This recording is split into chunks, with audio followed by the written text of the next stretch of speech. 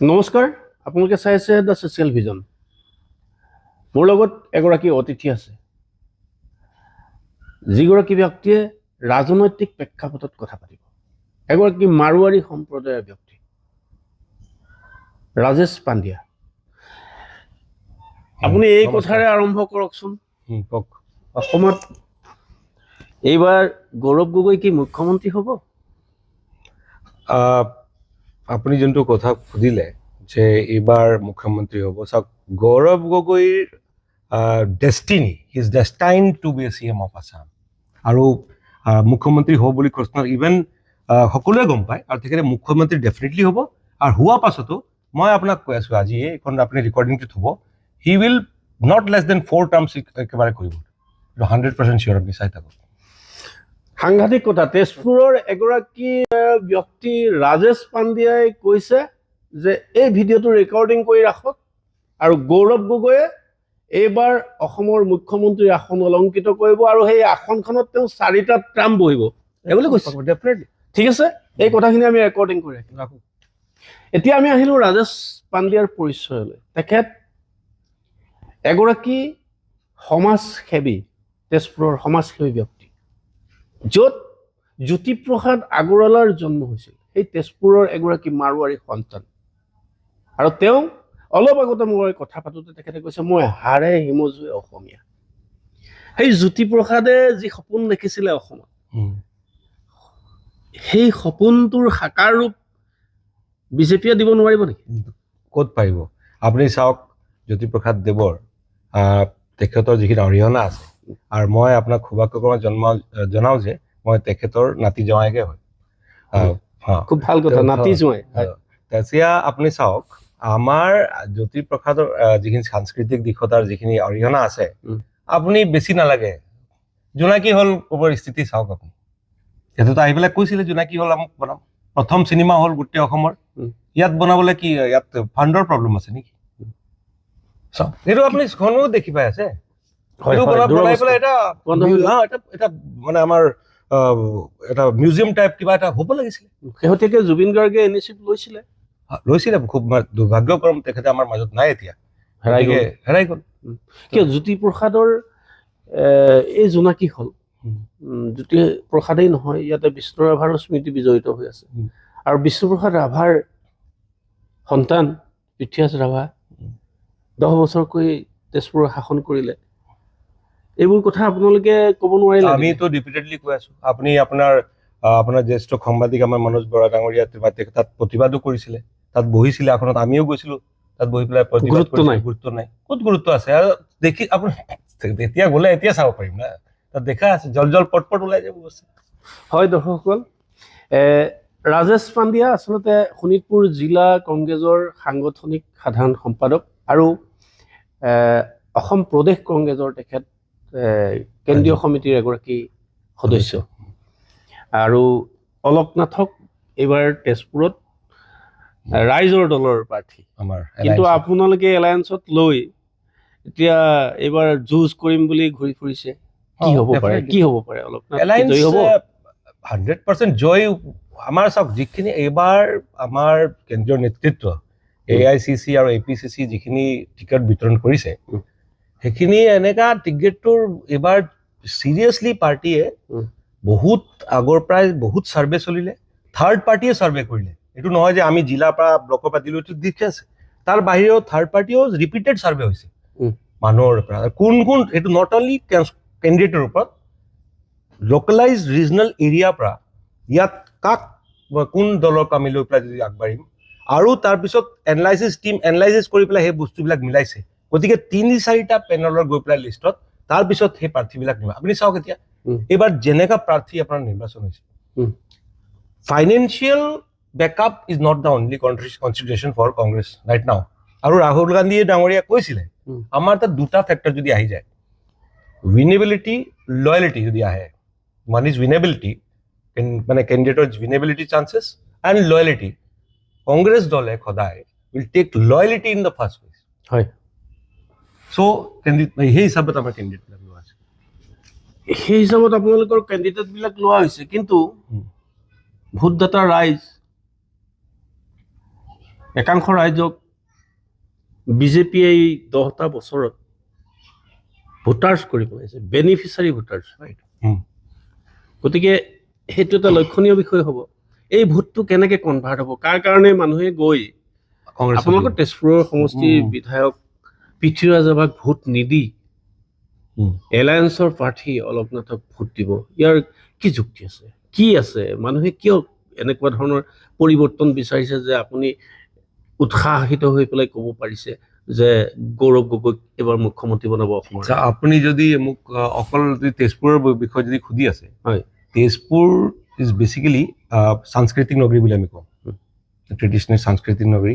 আৰু সেই সাংস্কৃতিক নগৰী হৈ পেলাই আমাৰ ইয়াত আলোকনাথ ডাঙৰীয়াক আমি দলৰ পৰা যিখিনি প্ৰাৰ্থী হিচাপে বা ৰিজনেল এলায়েন্সত আহিছে, তেখেতৰ ফেমিলিৰ যোনটো কণ্ট্ৰিবিউশ্যন, তেখেতৰ ধৰক শ্বহীদ পৰিয়ালৰ পৰা তেখেত বিলং কৰিছে। গতিকে সেই আৰু ইয়াত ট্ৰেডিশ্যনেলি যিখিনি কমিউনিটি বেছ আছে, বেছ ইয়াত এটা ৰিজনেল চেণ্টিমেণ্ট আছে, ৰিজনেলিজম চেণ্টিমেণ্ট ইয়াত আছে। গতিকে সেই চেণ্টিমেণ্ট পেলাই তেখেতে একদম উপযুক্ত প্ৰাৰ্থী আমাৰ ইয়াতে হৈছে। অসমীয়া মানুহখিনিয়ে ভোট দিব? য়েছ, 100%। কিয়? এতিয়া চাওক, আপুনি এতিয়া বেনিফিচিয়াৰীৰ একচুৱেলি আপুনি এতিয়া বেনিফিচিয়াৰী চাওক। এতিয়া মিটিঙত এতিয়া আমাৰ বিৰোধী দল আপোনাৰ বিজেপিৰ মিটিঙত বহুত মহিলাখিনি তেখেতক 1250 টকা অৰুণোদয় দিয়া আছে। আপুনি মিটিঙত যেতিয়া মাতে, সাধাৰণ ঘৰৰ মানুহকেইটা 1250 টকা পাই আছে, যদি আমি মিটিঙত নাযাওঁ কিবা হওক, আৰু সেই মিটিঙত যাবৰ কাৰণে কিমান সময় লাগে যদি কেলকুলেট কৰে, আপুনি চাওক, ফৰ্মৰ কাৰণে এইটো ফৰ্ম জমা কৰক, তমুক যদি হাজিৰা হিচাপ যদি কৰোঁ না 1250 টকাতে গুচি যায়। নাই, ইতিমধ্যে অসমৰ প্ৰখ্যাত শিল্পী মানস ৰবীনে এটা গীতত কৈছে প্ৰতিগৰাকী বেনিফিচাৰী ডেইলি হাজিৰা 3 টকা বুলি কৈছে। কিন্তু পইচাটো হিচাপ কৰি পেলাই এইটো এটা বেলেগ এটা বিষয় বাৰু। যি নহওক, এই মহিলাসকলে মানে তেওঁলোকে যিটো প্ৰাপ্য বা যিটো দিছে চৰকাৰে, সেইটো গ্ৰহণ কৰিছে। আৰু ভোটটো মনে মনে গৈ আপোনালোকৰ প্ৰাৰ্থী এইবাৰ চিম্বলটো কি দিছে? চিম্বলটো গেছ চিলিণ্ডাৰ, ৰন্ধন গেছৰ চিলিণ্ডাৰ, নহয় জানো? তাত কি ভোট দিবগৈ? সেইফালেতো কমল ফুল নাই, ইফালেও পদুম ফুল নাই, হাতী আছে। হাতীত আৰু চিলিণ্ডাৰটো এতিয়া চিলিণ্ডাৰটো চাৰিওফালে ঘূৰি আছে। চিলিণ্ডাৰ বিচাৰি মানুহ চিলিণ্ডাৰটো অলৰেডি পপুলাৰ হৈ গ'ল। আপোনাৰ ঘৰত চিলিণ্ডাৰ আছে নে? আপুনি চিন্তাত আছে কাইলৈ খতম হৈ যায় যদি? মোৰ ঘৰতো খতম হৈ যায়, চিলিণ্ডাৰ সময় লাগি আছে। গতিকে cylinder is already popular. Cylinder চবতকৈ ডাঙৰ ডিমাণ্ড আজি। মোক যদি আজি কোনোবা পইচা দিয়াতকৈ মোক যদি চিলিণ্ডাৰ গিফ্ট কৰি দিয়ে, মইতো ভাল পাম। চিলিণ্ডাৰ ইজ অলৱেজ পপুলাৰ নাও। এইটো এটা জক হৈছে। যি নহওক, মানুহে নিশ্চয় বিবেক ভোট দিব এইবাৰ। হয়, আৰু পৰিৱৰ্তনকামী জনতা জাগিছে, ৰাইজ ওলাই আহিছে। তেজপুৰত আমি দেখিছোঁ অলকনাথৰ প্ৰচাৰ অভিযান। আৰু চাওক, তেখেতে আপোনাৰ 5 বছৰ 10 বছৰ যোনটো হয়, আপুনি তেজপুৰ পৰিপ্ৰেক্ষিতত আপুনি তেজপুৰৰ কণ্ডিশ্যনছ আপুনি এতিয়া এইটো এটা বহুত ভাল টুৰিজম হাব নিচিনা ডেভেলপ হ'ব পাৰে। আপুনি চাওক, এতিয়া পাৰ্কিং ফেচিলিটিজ চাওক আপুনি তেজপুৰত, পাৰ্কিং ক'ত আছে?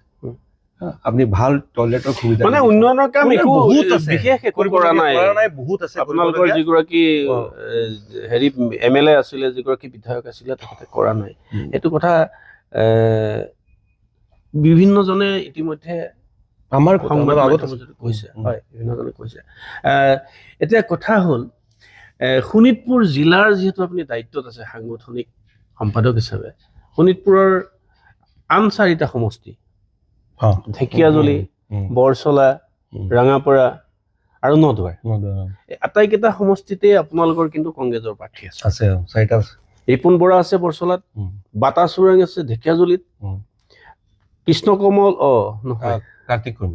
কাৰ্তিক কুৰ্মী আছে ৰাঙাপাৰাত, আৰু একেদৰে নদুৱাৰত আছে আপোনালোকৰ সুনীল ছেত্ৰী। এই 4গৰাকী প্ৰাৰ্থী কি এবাৰ জয়লাভ কৰিব? চাওক, আপুনি প্ৰথম আমি আৰম্ভ কৰোঁ ঢেকীয়াজুলিত।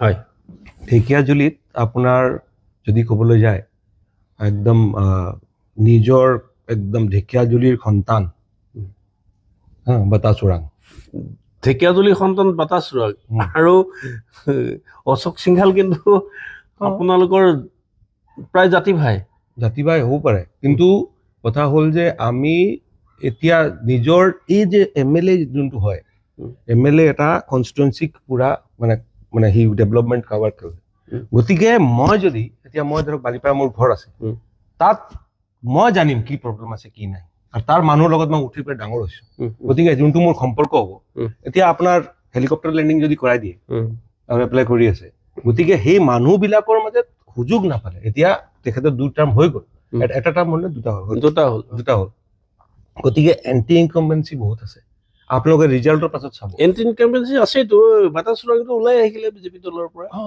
আৰু সেইগৰাকী প্ৰাৰ্থীকে আপোনালোকে কংগ্ৰেছৰ প্ৰাৰ্থিত্ব দিলে সেইটো কাৰণে দিয়া হ'ল এইটো খেলিছে তাৰমানে আপোনালোকে আমি খেলো ইয়াৰে আমিতো খেলা নাই খেলিলে আমি বহুত খেলিব পাৰো আমিতো চান্স দিছো না মই ক'লো না সেইদিনা আমিতো চান্স দিছো অলপ সময়ত আমি বিৰতি লৈছো লং টাৰ্ম আমি খাইছিলো 5-10 বছৰ 10 বছৰেতো হৈছে আগতো 50-60 বছৰ আমি নাছিলো 10 বছৰে হৈছে আৰু লগ আমাৰ যিখিনি ৱাৰ্কাৰ আছে সিহঁতে অলপ বিৰোধীত থাকি পেলাই সিহঁতে অলপ শিকক না আকৌ যেতিয়া আমাৰ পাৱাৰ লাগিব আমি লৈ ল'ম আকৌ আহি যাব 100% আৰু আহাত আপুনি চাওক Congress is destined to be in long period আৰে দেশক স্বাধীন কৰাতকৈ ব্ৰিটিছ নিচিনা হেৰিক আমাৰ স্বাধীন পৰা ওলাই পেলাই খেদিছে বিদেশী খেদি পেলাই তাৰপিছত ল'লে 10 বছৰ কি আছে কোনো টাৰ্ম নাই 70 বছৰে আছিলে 10 বছৰ আমিওতো বিৰোধীত থাকি পেলাই শিকা হৈছে বহুত শিক্ষা পোৱা গৈছে পাব্লিকৰ লগত ইণ্টাৰেকশ্যন হৈছে সুবিধা গতিকে এতিয়াতো মই কৈছো না আমাৰ তো এইটো টাৰ্ম চব ফাৰকে নপৰে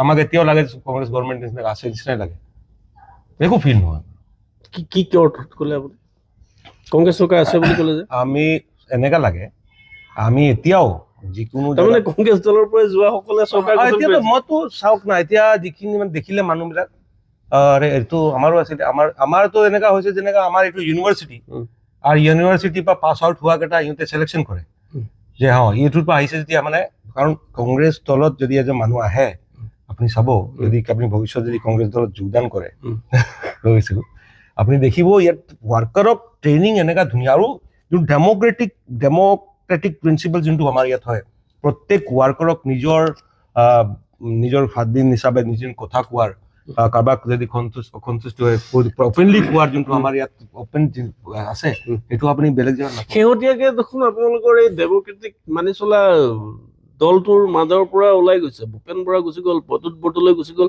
তেওঁলোকক গৌৰৱ গগৈ উলিয়াই দিছে নেকি নাই ওলোৱা নাই এতিয়া চাওক উলিয়াই দিছে চাগে নাই ওলোৱা নাই কিয় ওলাব আমি নাই ওলাই দিছে নহয় আমি চাওক কোনোবাই আমাৰ দলত আহিছে আৰু কোনোবাই যদি যায় যদি আহে ৱেলকাম যদি যায় টাটা বাই বাই আৰু এবাৰতো গৌৰৱ দাহঁতে সিহঁতৰ ঘৰত গৈ পেলাই কৈছিলে যে আপুনি এবাৰ ডিচিজন লওক ইমান দীঘলীয়া সময়তে কংগ্ৰেছ দলক কি দিয়া নাই তেখেতক MLA বা মন্ত্ৰী বা চব যদি সন্মান দিছে তাৰ পিছতো যদি সাংগঠনিক দিশত যদি কিবা এটা হয় খুদ অসমৰ বৰ্তমানৰ মুখ্যমন্ত্ৰী হিমন্ত বিশ্ব শৰ্মাকতো কংগ্ৰেছে ধেৰ দিছিলে ন দীঘলীয়া সময়ত আৰু কি কৰিব গতিকে সকলোৰে কাৰণে দুৱাৰ খোলা আছে আৰু সোমোৱাৰ দুইখন দুৱাৰ উচিত নহয় এইটো সাগৰ হয় ইয়াৰ পৰা এটা দুটা বাল্টি পানী হয় দৰ্শকসকল কংগ্ৰেছ এখন সাগৰ হয় সমুদ্ৰ হয় আৰু ৰাজেশ পাণ্ডিয়াই তেখেতৰ মনৰ কথা ব্যক্ত কৰিছে যে পৰিৱৰ্তন হ'ব অসমত এখন কংগ্ৰেছৰ চৰকাৰ গঠন হ'ব য'ত গৌৰৱ গগৈ মুখ্যমন্ত্ৰী হ'ব একেবাৰে শেষত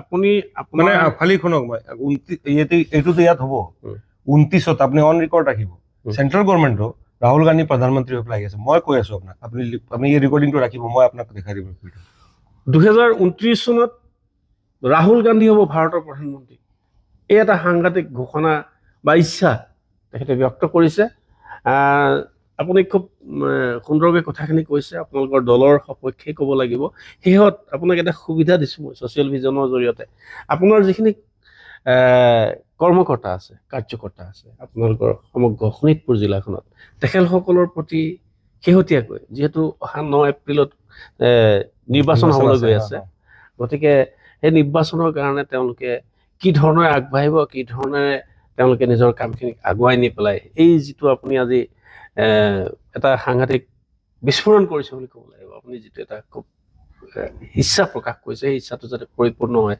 তাৰ কাৰণে আপোনাৰ দলীয় কৰ্মীসকলক আপুনি কওক নমস্কাৰ আমাৰ সকলো দলীয় কৰ্মীসকল আপোনালোকে আমি গম পাই আছোঁ যে যদিও আপোনালোকৰ কথা হোৱা নাই সকলোৰ লগত সম্ভৱ নহয় আলোচনা কিন্তু আমি সকলোকে দেখি পাই আছোঁ আপোনালোকে বহুত কষ্ট কৰি আছে আৰু সেই কষ্টটো আমাৰ অনাগত আৰু 5-10 দিন আৰু আছে কষ্ট কৰক আৰু আমাৰ কংগ্ৰেছ দলৰ চৰকাৰ আহি আছে আপোনাৰ সেই কষ্ট বিনিময়তে বহুত কষ্ট কৰিছে আপুনি 10 বছৰ, আমি মানিছোঁ। আৰু আমি দলৰ পৰা সেইখিনি আপোনাৰ সা সুবিধাও বহুতখিনি দিব নোৱাৰিলোঁ, কিন্তু তথাপিও আপোনালোকে সকলো দিশত আপোনালোকে আমাৰ লগত সহায় সহযোগিতাৰ কাৰণে একদম নিষ্ঠাৱান কংগ্ৰেছ কৰ্মী হিচাপে যে আপোনালোকক ধন্যবাদ জ্ঞাপন কৰিছোঁ। আৰু সদায় আৰু আপোনাৰ লগতে আপোনালোকে ধুনীয়াকৈ আকৌ কাম কৰিছে, যেনেকৈ আমাক সকলো প্ৰাৰ্থীক জিকাই আনক, সকলো আপোনালোকে দায়িত্ব, প্ৰাৰ্থী নহয় আপোনাৰ নিজকে এজন প্ৰাৰ্থী বুলি ভাবি পেলাই আপোনাৰ কাম কৰক, সেয়ে মোৰ আপোনালোকৰ বিনিময় অনুৰোধ আছে। হয়, এয়া ৰাজেশ পাণ্ডিয়া, তেখেতৰ মুখেৰে আপোনালোকে কংগ্ৰেছৰ যিখিনি তেওঁলোকৰ সাম্প্ৰতিক সময়ৰ পৰিস্থিতি শোণিতপুৰ জিলাখনত ব্যক্ত কৰিছে তেখেতে। আৰু শেষত এটা কথা ক'ব লাগিব, এই যে আপুনি প্ৰথমতেই ক'লে যে কংগ্ৰেছে কেতিয়াও বেছি বিত্তবান মানুহ এজনক প্ৰাৰ্থিত্ব এইবাৰ দিয়া নাই, বেছি টকা থাকিলেই নহ'ব, মানে তেওঁৰ এটা গ্ৰাছৰুটত মানুহৰ লগত সম্পৰ্ক কি আছে সেইবিলাক চাই পেলাই প্ৰাৰ্থিত্ব দিছে। কিন্তু আজি দেখা গৈছে যে ঢেকীয়াজুলি বিধানসভা সমষ্টিত এগৰাকী বিৰাট পুঁজিপতি প্ৰাৰ্থী বুলি ক'ব লাগিব, যিগৰাকী প্ৰাৰ্থী অশোক সিংঘাল, তেখেতে 10টাকৈ বছৰ ঢেকীয়াজুলিৰ শাসনভাৰ নিজৰ হাতত ৰাখিছিল। আৰু শেহতীয়াকৈ যি কিন্তু তালৈ অমিত শ্বাহো আহিছে, ভাৰতৰ আহিছে নেকি? মই নিজে গম নাপাওঁ আহিছে। ভাৰতৰ গৃহমন্ত্ৰী, আপুনি গম নাপায়? তাকেতো ক'লো, মই নিজে গম নাপাওঁ আহিছে এতিয়া। আৰু ইমান আমাৰ আপুনি কংগ্ৰেছৰ মানুহ আপুনি কেনেকৈ গম পাব? আৰে গৃহমন্ত্ৰী যদি ইণ্ডিয়ান হোম মিনিষ্টাৰ যদি আহে, এটা কিমান এটা ৱেব এটা আহি যাব হা। আৰু আপুনি চাওক তাত মানুহ কিমান হৈছে সেই হিচাপত, গতিকে তাতেতো গম পোৱা যায়, তাতেতো গম পোৱা যায় কেনেকা কি হ'বলৈ গৈ আছে। টকাই কাম নিদিব নেকি? টকা কাম কৰিলে দাদা, তেতিয়া ৰিলায়েন্সৰ আম্বানী আৰু আদানী প্ৰধানমন্ত্ৰীৰ মুখতে সিহঁতে হ'লে হয়, অকল টকা যদি কাম কৰিলে সিহঁতে হ'লে, তেতিয়া এলন মাস্ক আমেৰিকাৰ প্ৰেচিডেণ্ট হ'লে হয়। তেনেহ'লে মানি ডাজন্ট ৱৰ্ক এভৰিৱেৰ। হয়, ধন্যবাদ জনাইছোঁ। দৰ্শকসকলে নিশ্চয় আমাৰ এই কথা বাৰ্তাখিনি ভাল পাইছে, আৰু যদি ভাল পাইছে তেনেহ'লে আপোনালোকে ভিডিঅ'টো শ্বেয়াৰ কৰি দিয়ক। ধন্যবাদ।